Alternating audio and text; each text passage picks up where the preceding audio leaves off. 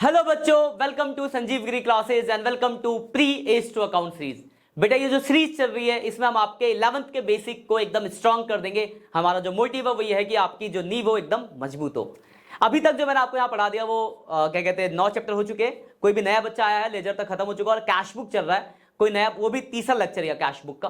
तो कोई नया बच्चा आया तो जाके पहले प्लेलिस्ट को सेव कर लो कि इससे पहले के सारे लेक्चर्स आप देख सको और आगे आने वाले कोई भी लेक्चर आपका मिस ना हो। और एग्जाम का टाइम है तो अच्छे से पढ़ाई करो। कोई भी दिक्कत है कमेंट सेक्शन में बोल देना, मैं करा दूंगा।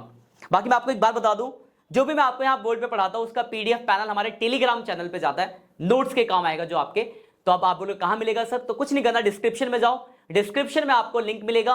उस लिंक पे जाके आप उस टेलीग्राम चैनल को सब्सक्राइब कर लेना ताकि आपको सारे अपडेट्स मिलते रहे। चलिए फिर देरी ना करते हुए हम आज के टॉपिक को करते हैं बेटा स्टार्ट। तो बेटा आज हम करेंगे, लास्ट क्लास हमने double column cash book start किया था, आज उसकी दूसरी क्लास है। लास्ट क्लास हमने उसके फंडामेंटल्स जाना था और एक क्वेश्चन डिस्कस किया था। आज भी हम एक दो क्वेश्चन डिस्कस करेंगे। तो एक बात ध्यान रखना बेटा, आपके कॉन्सेप्ट अच्छे होने चाहिए बस, और याद रखना एग्जाम में 6 नंबर का आएगा ही आएगा। चलिए देखो मैं आपको दिखाता हूं, स्क्रीन पे मेरा एक क्वेश्चन दिख रहा होगा आपके, देखो ये रहा। तो इसको हम करेंगे जरा, तो बनाते हैं इसका एक double column cash book. Double column cash book.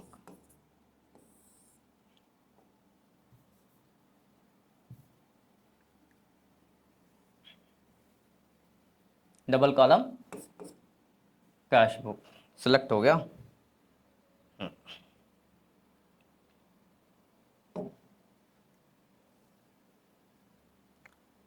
Sorry for the disturbance बच्चों, गलत पिन वो सिलेक्ट हो गया था। Double column cash book. तो पहले इसका फॉर्मेट बना देते हैं, फिर हम क्वेश्चन को डिस्कस करेंगे। डेट, अच्छा क्वेश्चन लिया मैंने आपके लिए, आपके बहुत सारे कॉन्सेप्ट क्लियर होंगे इस क्वेश्चन में भी। पर्टिकुलर, एलएफ, कैश, बैंक, फिर डेट, पर्टिकुलर, एलएफ, कैश और बैंक।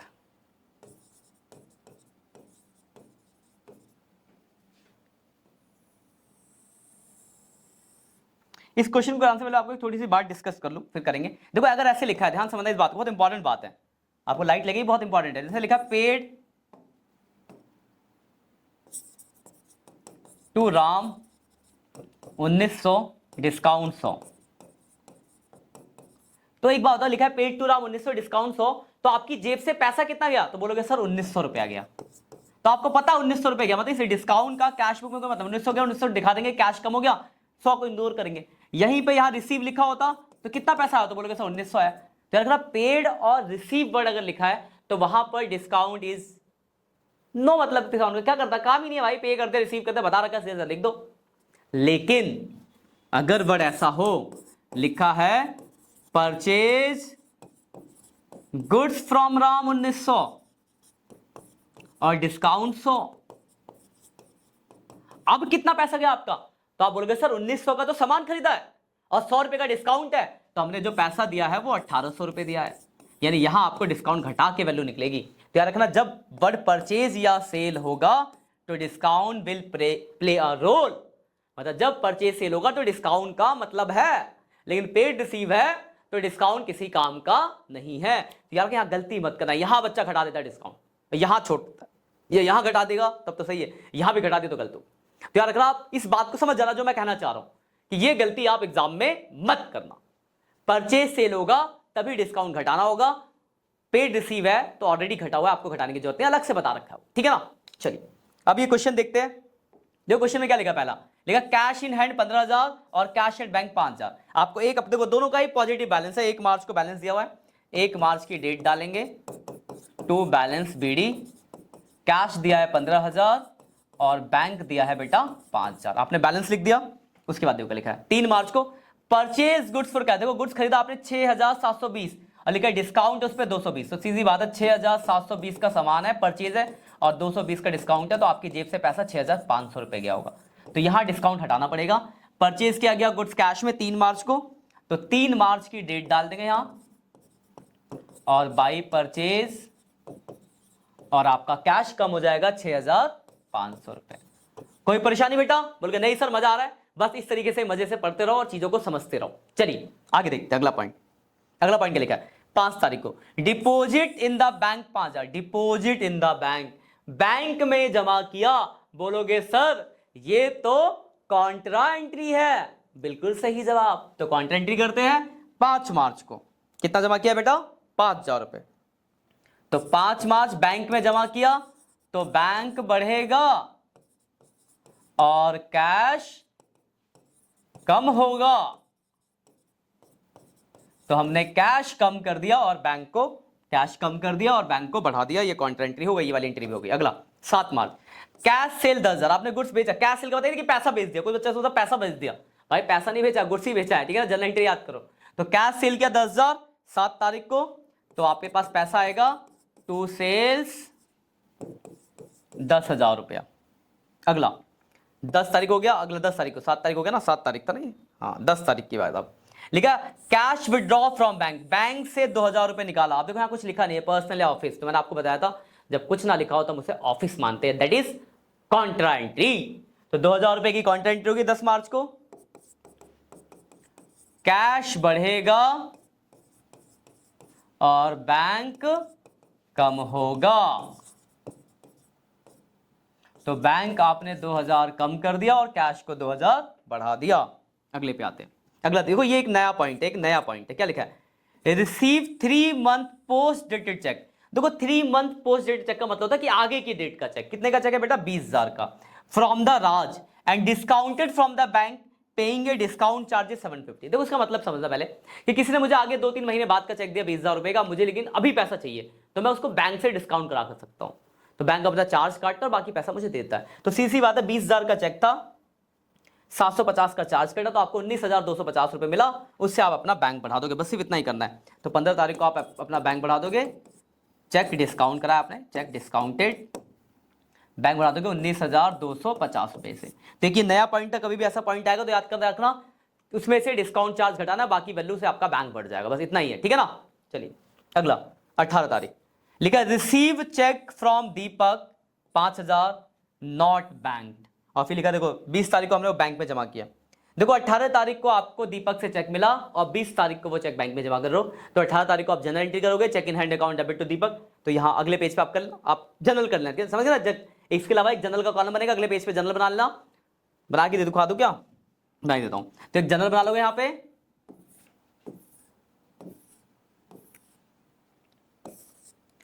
कितने तारीख को मिला था चेक? 18 तारीख को चेक मिला। 18 को चेक मिला कितने का? 5,000 का, डिस्काउंट 200 है। 18 तारीख, तो 18 तारीख को चेक मिला, cheque in hand account debit, discount account debit to Deepak. 5,000 का चेक मिला, 200 रुपए का डिस्काउंट, यानी आपको दीपक से 5,200 रुपए लेना था। लिखा था being receive cheque from the Deepak. अब देखो 20 तारीख को आपने वो चेक बैंक में जमा कर दिया, लिखा था। तो 20 तारीख को आप अपना बैंक बढ़ा दोगे 5,000 रुपए से। तो 20 तारीख को आप लिखोगे चेक इन हैंड और अपने बैंक को 5,000 रुपए बढ़ा दोगे। कोई दिक्कत है? बोल के नहीं सर कोई परेशानी नहीं है। चलो अगला 22 तारीख paid to Chander by cheque 2,500। तो यहां डिस्काउंट कोई मतलब नहीं है। चंदर को आपने 2,500 रुपए चेक से पे किया, तो बाई चंदर 2,500 रुपए से आपका बैंक बढ़ जाए, घट जाएगा। चेक से पे किया तो बैंक आपका घट जाएगा। क्लियर है बात? चलिए डेट में डाल दूंगा, अभी 22 थी। 25 को लिखा withdraw from bank for, bank से निकाला पर्सनल यूज के लिए, लिखा ना withdraw from bank for personal use. तो बैंक का हो जाएगा 1,000 रुपए। 25 तारीख, वो 22 तारीख थी, ये 22 तारीख। 25 तारीख को बैंक से निकाला पर्सनल यूज के लिए 1,000 रुपए, तो बाई ड्राइंग, और 1,000 रुपए से आपका बैंक क्या हो जाएगा? कम हो जाएगा। इससे पहले वाला भी बैंक से पे किया था, paid to Chander by cheque, withdraw from, हाँ दोनों बैंक। अगला 28 तारीख को देखो क्या लिखा है, सोल्ड गुड्स टू अशोक। देखो देखो ध्यान देना, इसमें मैं अंडरलाइन भी कर देता हूं। लिखा है sold goods to Ashok for this. Ashok को आपने गुड्स बेचा।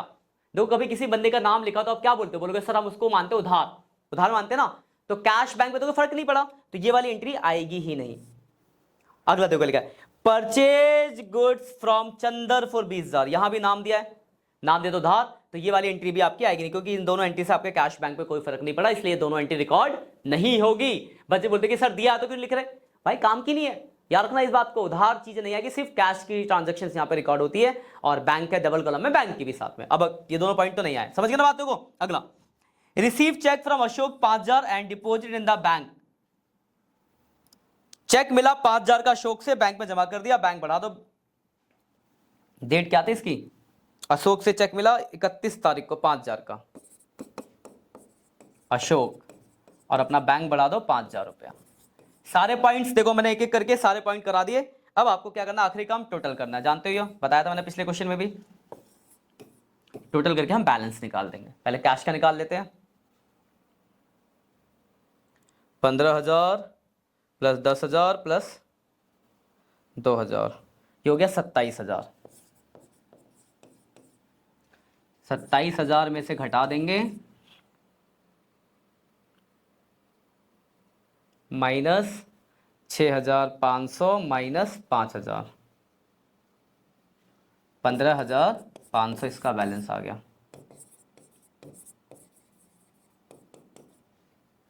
इसका देखो 5,000 प्लस 5,000 प्लस 19,250 प्लस 10,000, 39,250 माइनस कर देंगे 2,000, 2,500 और 1,000, तो 33,750 इसका आंसर आ गया। इसी के साथ देखो आपका एक क्वेश्चन हो गया समाप्त। समझ गए, इस तरीके से आपको क्वेश्चन को करने, कोई दिक्कत है तो बताओ। क्लियर है बात। चलिए एक और क्वेश्चन देखते हैं। देखो एक क्वेश्चन और मैंने यहां रखा है ये रहा, ठीक है। अब इसी का भी एक बना लेते हैं, cash book, double column cash book. ये थोड़ा बड़ा सा क्वेश्चन, क्योंकि इसमें बहुत सारे पॉइंट्स हैं, और इसे छोटा ही आएगा, इतना बड़ा क्वेश्चन एग्जाम में नहीं आएगा, छोटा आएगा, टेंशन नहीं लेना आप। Date,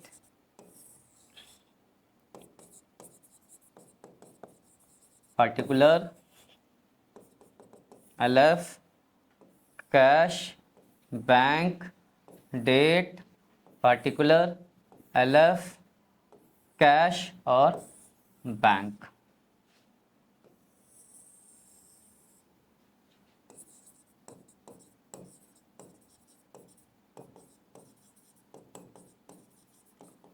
date, particular, LF, cash और बैंक, ये हमने अपना फॉर्म में ड्रॉ कर लिया।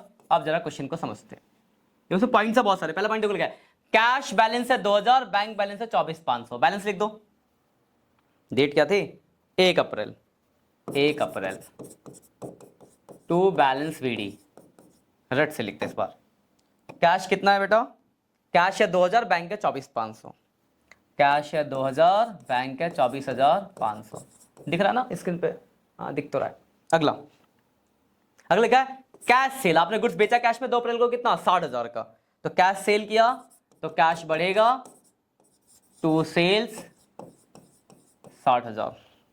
अगला पॉइंट 5, डिपॉजिट इनटू बैंक। कितना डिपॉजिट किया बैंक में, 50,000, तो डिपॉजिट किया बैंक में कितना, 50,000 रुपए बैंक में डिपॉजिट किया। कॉन्ट्रेंट्री 5 अप्रैल, कॉन्ट्रेंट्री डिपॉजिट किया बैंक में, तो बाई बैंक, बैंक में डिपॉजिट किया ना, to cash,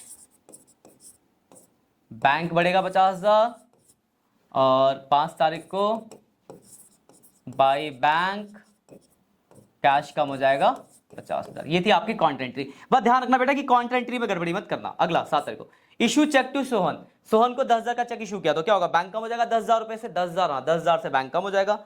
7 April by Sohan, और 10,000 रुपए से आपका बैंक कम हो जाएगा। अगला पॉइंट 12 तारीख, receive cheque from national insurance company against claim. कितना मिला, 19,800 रुपए का चेक मिला आपको नेशनल कंपनी से, तो बैंक आपका बढ़ जाएगा 12 तारीख को। नेशनल इंश्योरेंस कंपनी कितना मिला बेटा, 19,800 से आपने अपना बैंक बढ़ा दिया। शॉर्ट में लिखा मैंने, इसका मतलब नेशनल इंश्योरेंस कंपनी। अब अगला पॉइंट देखना चाहते हैं, बहुत समझने वाला पॉइंट है। 14 को लिखा है, सोल्ड गुड्स टू नीरज 25,000। देखो आपने नीरज को 25,000 का गुड्स बेचा, रिसीव कैश 10,000 कैश मिला, and balance by cheque allow him discount 500। और 500, देखो एक बात बताओ, 25,000 का आपने बेचा, 500 का डिस्काउंट, यानी आपको मिलना कितना है 24,500, और 24,500 में से 10,000 आपको कैश मिल गया, तो चेक कितना मिला? तो बोलोगे सर 14,500 का चेक मिला। ये बात समझ आ गई?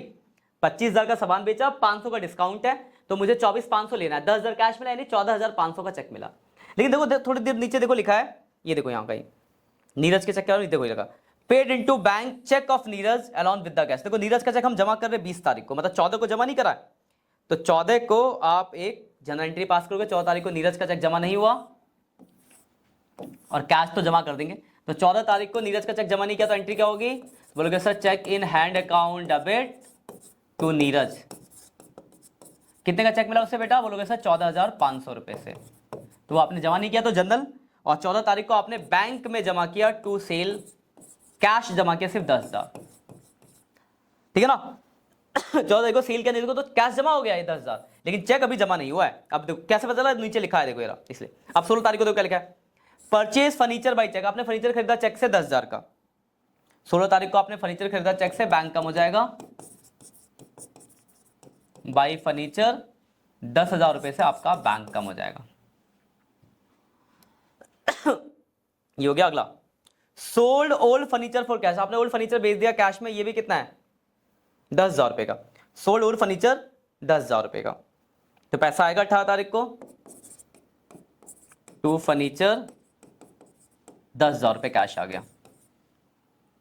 ये हो गया purchase old furniture by cheque, sold furniture. अगला देखो, पेड इनटू बैंक। देखो नीरज का चेक जमा किया, साथ में 2500 कैश, तो कैश का अलग रखते हैं। पहले नीरज का चेक जमा किया कितनी तारीख को? 20 तारीख को। 20 तारीख को एक तो नीरज का चेक जमा किया, इसको मैं ब्लैक से लिख दूं आपको याद रहेगा। नीरज का चेक जमा किया तो उसको लिखेंगे चेक इन हैंड, बैंक बढ़ गया 14,500, और हमने चेक उसी दिन कैश भी जमा किया, तो कैश जमा करेंगे तो बैंक बढ़ेगा 2500 से, और आपका कैश क्या होगा? बोलोगे सर कैश कम होगा। तो ये आपकी कॉन्ट्रा एंट्री हो गई। दो अलग अलग बातें करी हमने, एक तो चेक जमा किया उसकी एंट्री हो गई, और कैश जमा किया तो बैंक बढ़ा और कैश कम हुआ, इसकी कॉन्ट्रा एंट्री। ये वर्ड ध्यान रखो, ठीक है ना? पॉइंट याद रख, कोई दिक्कत? समझते ना पॉइंट को? कोई भी डाउट हो पूछना, ये वाली पॉइंट ध्यान रखा, ताम झाम के में फंसना मत आप। अगला देखो, paid to Suman by cheque. Suman को चेक से पे किया 2500 रुपए, तो 22 तारीख को सुमन को पे किया चेक से, बाई सुमन चेक से पे किया, तो बोलोगे सर बैंक कम होगा, बैंक कम कर दिया। अब देखो उसके बाद क्या लिखा अगला, 26 तारीख को, Suman cheque return on technical ground and paid cash for the equal amount. Suman का चेक किसी वजह से वापिस हो गया, तो वापिस हो गया, देखो आपने बैंक बढ़ा कम कर रखा था तो वापिस हो गया, तो बैंक क्या हो जाएगा? बढ़ जाएगा, और बैंक बढ़ गया, उसी के बराबर आपने कैश दिया, तो कैश आपका क्या हो जाएगा? कम हो जाएगा। तो इस एंट्री पे डबल इफेक्ट, कॉन्ट्रा एंट्री नहीं है पर डबल इफेक्ट है। चेक आया तो बैंक बढ़ा, कैश दिया तो कैश कम हुआ। ठीक है, पॉइंट याद रख। चलिए अगला point, bank charges bouncing charge. Bank ने चार्ज करा बाउंसिंग चार्ज 300 रुपए, तो आपका बैंक कम होगा,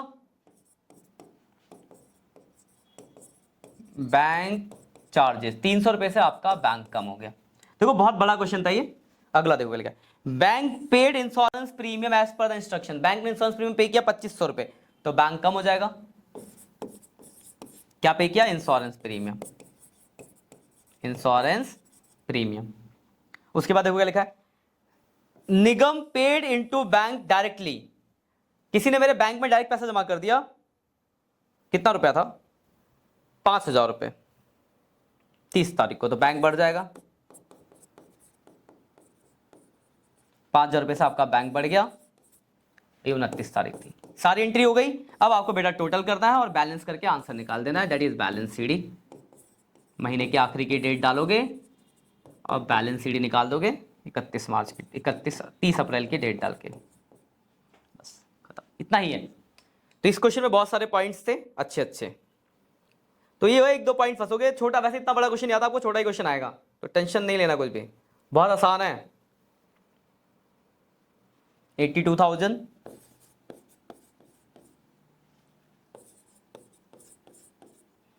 माइनस कर लेंगे 50,000, 2500, 2500, इसका आ गया 27,000। कितना है बेटा? 27,000 आया इसका। अब इसका भी निकाल लो, 24,500, 50,000, 19,800, 14,500, 2500, 2500, 5,000, 1,18,800। 1,18,800। कहीं कोई कैलकुलेशन में गड़बड़ी हुई हो कमेंट करके बता देना आप लोग, हो जाता कभी कभार। 10,000, 10,000, 2,500, 300, एक तो लाइट आंखों पे आ रही है, 2,500, 93,500। ठीक है, इसी के साथ आपका ये डबल कॉलम कैश भी खत्म होता है। आप इसके क्वेश्चनों की प्रैक्टिस करो। जो भी मैंने आपको आज क्वेश्चन कराया इसका हमारा टेलीग्राम पे पीडीएफ पे चैनल पे, टेलीग्राम चैनल पे पीडीएफ पैनल आ जाएगा, पैनल का पीडीएफ, तो वहां से आप नोट्स बना सकते हो, क्वेश्चन की प्रैक्टिस कर सकते हो।